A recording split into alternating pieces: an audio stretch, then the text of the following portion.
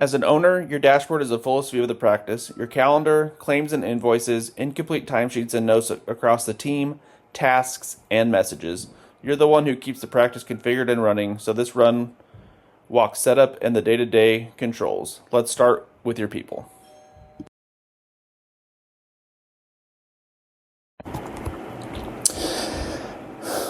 Users is a list view with search and sort.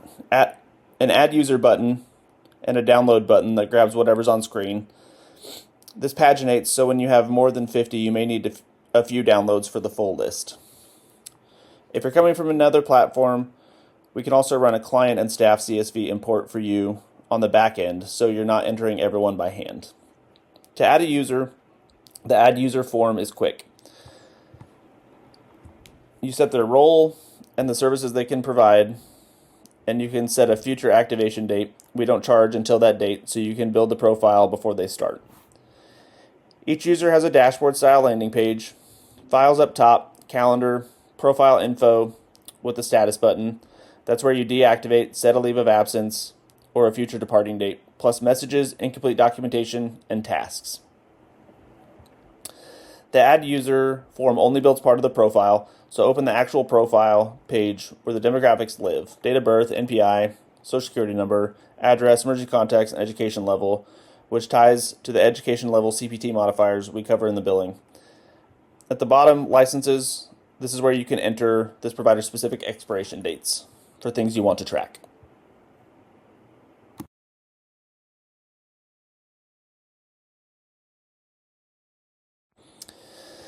Clients is the same list view: search, sort, paginate.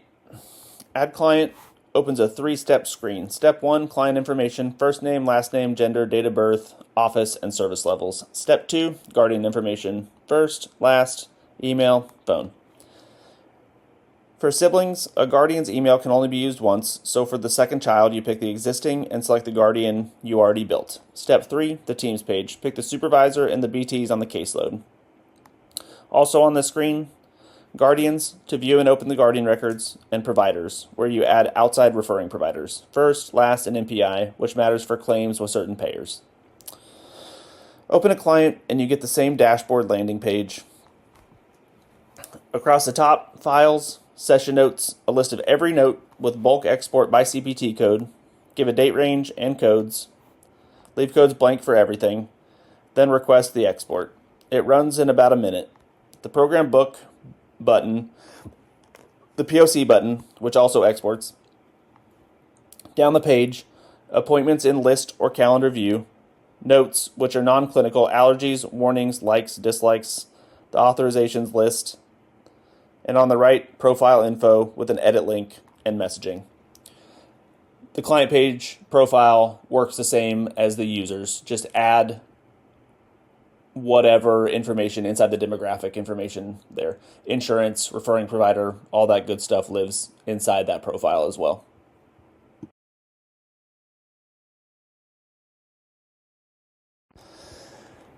Okay, on to forms. Forms is where every note and document in your practice is built. You'll see your existing forms. We pre-populate a set of the common CPT codes and the ones we know you'll need, and you can edit or delete any of them. To build one, hit New Form in the top right corner. This is going to open the new form configurator. Every form starts with a config. Give it a name, then pick the type: basic, session notes, or plan of care. Type can't be changed after creation, so choose deliberately. Description is optional. Basic forms are your admin documents: incident reports, staff reviews, anywhere you need a signature. Next are permissions. Editors can edit the form besides admins. Fillers can fill it without being assigned. Assigners can hand it to someone else. Assignable is who can be assigned to fill it out. On the right, settings set the audience.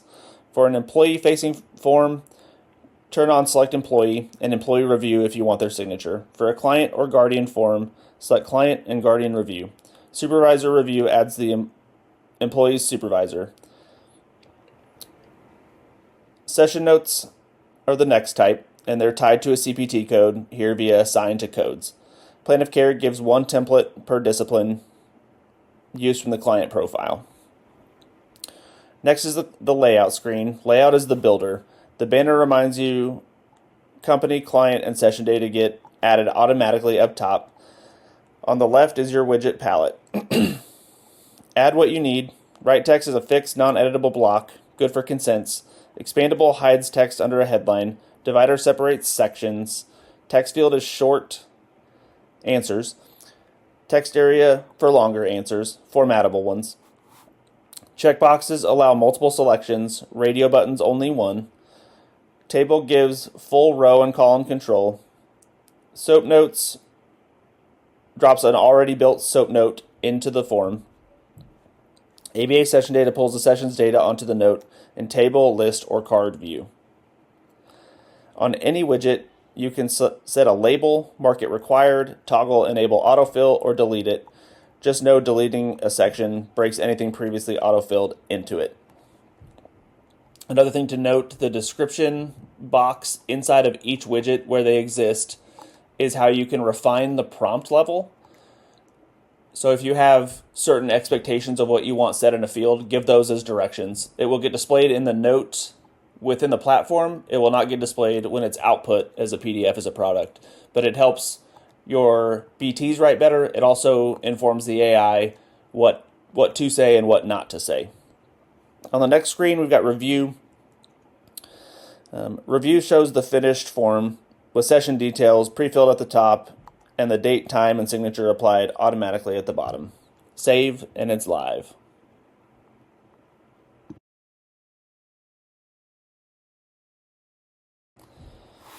Okay, company settings holds your business information: name, taxonomy, NPI, tax ID, contact info, address, and your logo. Then the macro settings: your time off approver, a biller and authorizer notification screen, travel compensation, and your billing frequency, which can be daily, weekly, bi-monthly, or monthly, with the box beside it setting the specifics. A day for weekly, the first 15th, or last for monthly. Setting it to never turns the automation off entirely. Auto invoicing lets patient responsibility flow onto claims, generate an invoice on your schedule, and send it to Guardians with a due date. The Supervised Submitted Events button lets BCBAs add supervision after a BT event is submitted if they forgot in that session. I'll note that's not necessarily best practice.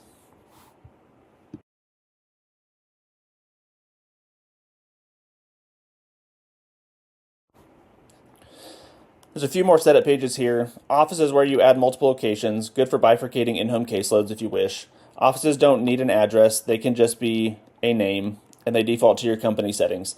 Permissions has two options today, both about scheduling. One lets everyone fully self-schedule, the other lets clinicians schedule like admins without seeing the admin pages. Licenses are where you pick what to track by expiration: CPR, BCBA license, whatever has an end date that you want to track, and how far ahead you want to be notified. You enter the actual dates in each person's profile, and you'll see green, yellow, and red flags on the user's list.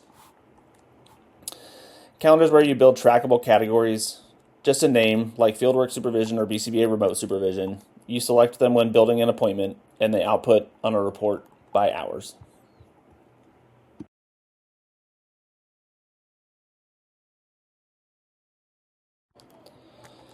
Okay, credentials is another page, and this is really just for the owners. Credentials is where your Claim.MD and Stripe API keys live. You need both to fully automate billing. There are clickable links right on the page that walk you through where to find each key.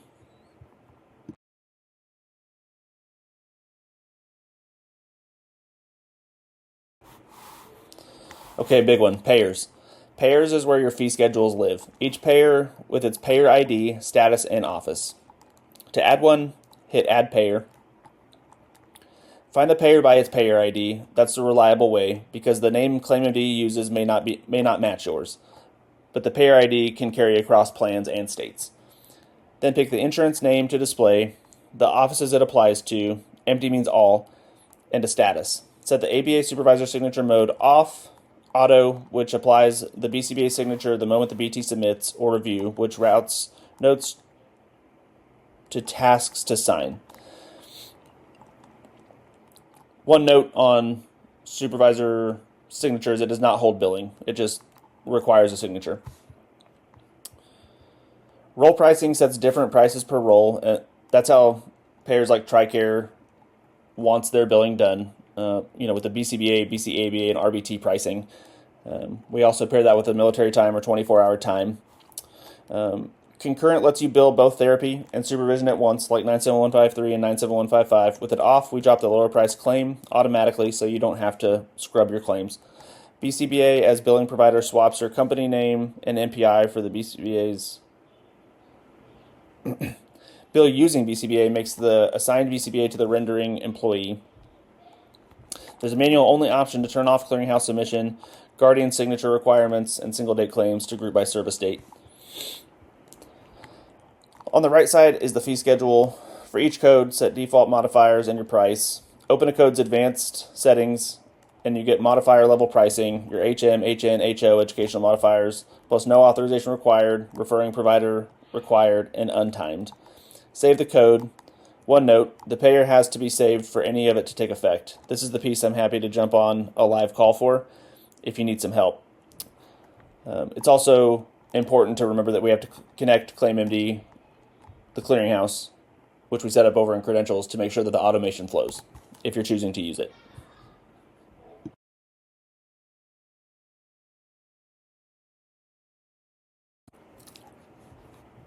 All right, over to claims.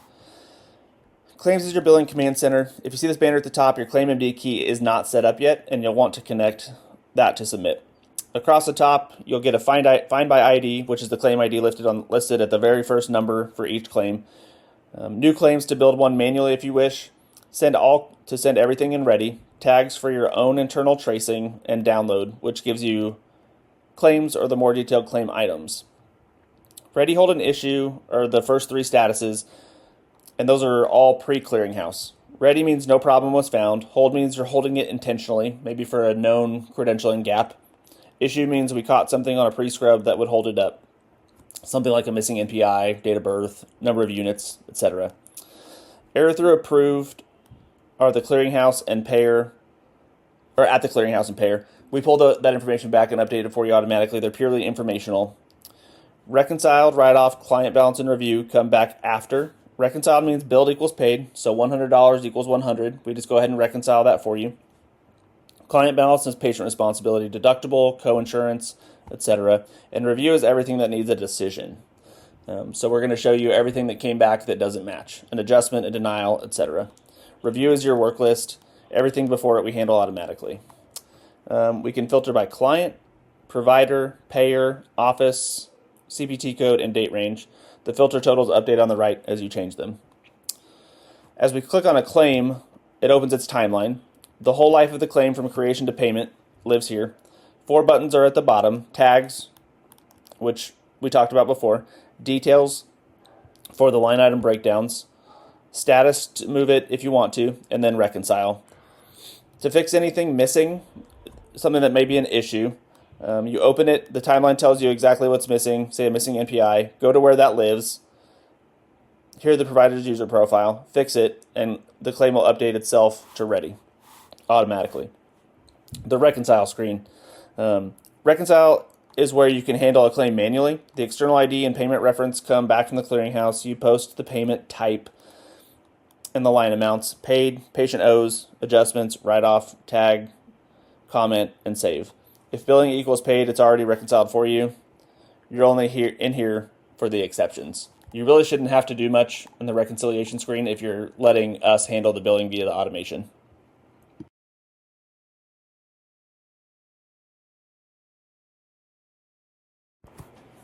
Okay, now over to invoices. Invoices filter by client, invoice date, due date, status, office, and type, whether that be custom or automated. New invoice is the green button, top right, and you can search by ID. Open an invoice to view it and download it to a PDF. The gear icon edits it if you need to make any changes. If you're not automating, you move in invoices by status and post payments yourself. With Stripe connected, the automation runs, patient responsibility moves to client balance, and an invoice generates and goes to the Guardian, and they pay from the invoice in their platform or pay now link with no login required. Something to note here, if you have both pieces of the automation turned on, the claim side and the invoices side, you can probably take your hands off about 60 to 75% of the actual handling of claims, maybe higher. So it's something to consider, that it takes a lot of that off your plate.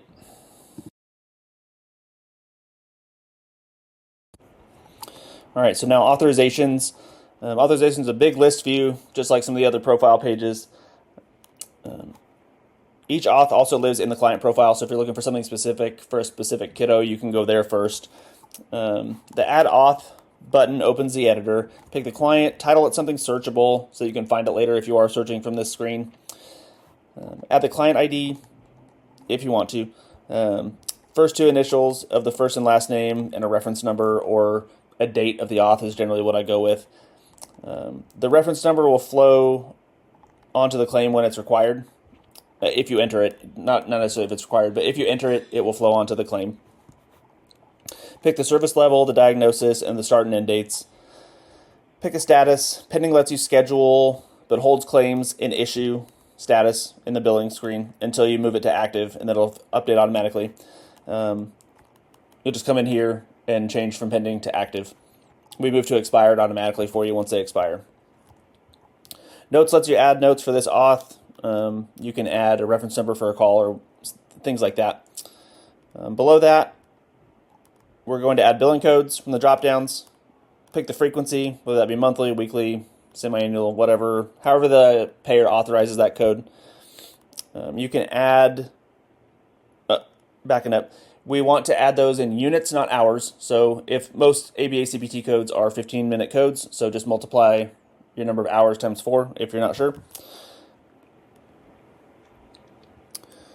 You can add a row per code, or you can add them in buckets if the payer authorizes them in bulk.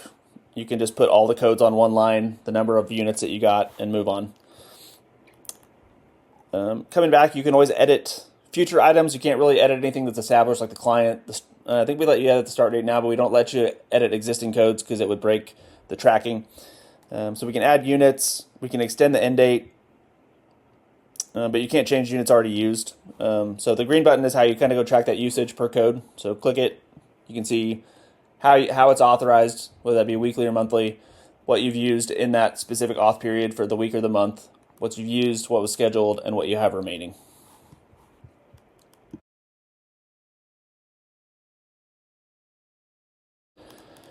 Okay, so we're going to talk through reports real quick. There are quite a few reports here.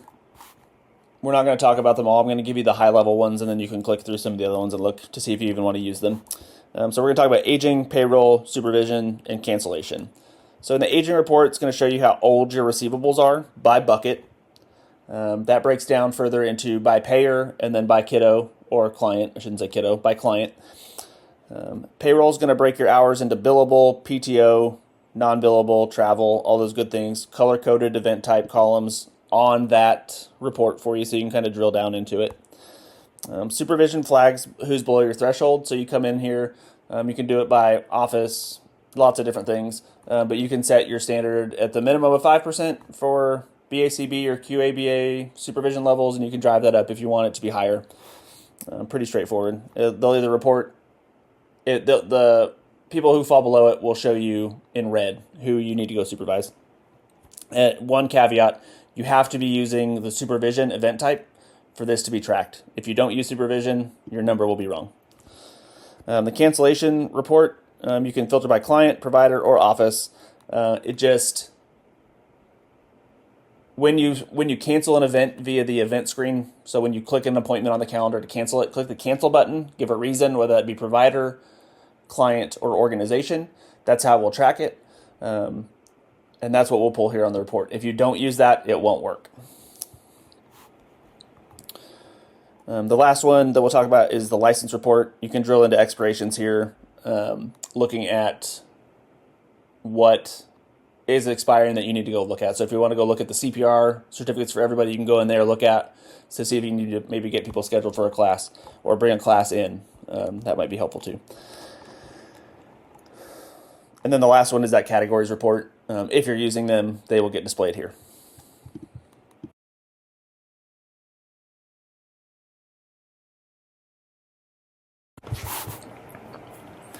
Okay. Okay, so for scheduling an appointment, you can schedule from anywhere you see a calendar.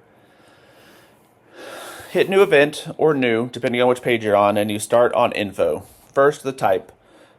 Therapy covers 97153 through 97158, plus the legacy H and T codes that may still exist. Evaluation is 97151 and 97152, plus H or T codes.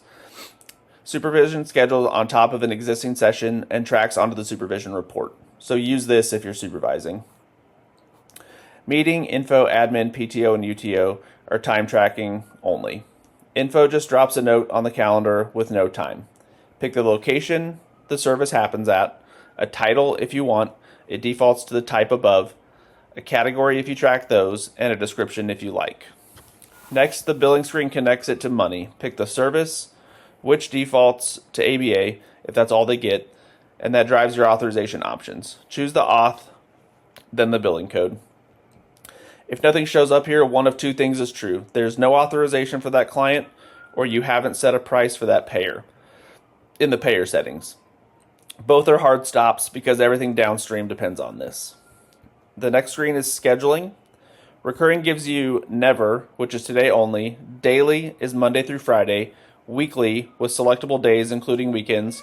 Good for a Monday, Wednesday, Friday type schedule. And monthly, like the first Monday of every month. Set your start and end times and start and end dates. Pick the provider and note the provider is the person responsible for the documentation and whose signature lands on the note. Add modifiers here or your payer defaults will populate. Other attendees is not for supervision. It clones the appointment onto a second person's calendar.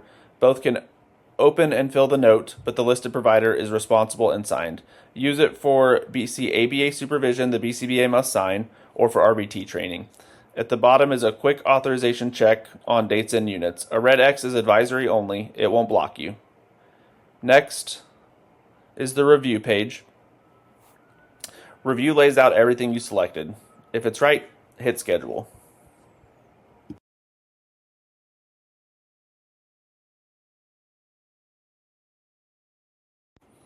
Okay, so that was the full owner control room. Your people, your forms, your company, billing configuration, claims, invoices, authorizations that keep revenue moving. Most of the setup is one time, and once it's dialed in, the automation carries the day-to-day. We're glad to jump on a call for the billing pieces whenever you want a hand. Just let us know.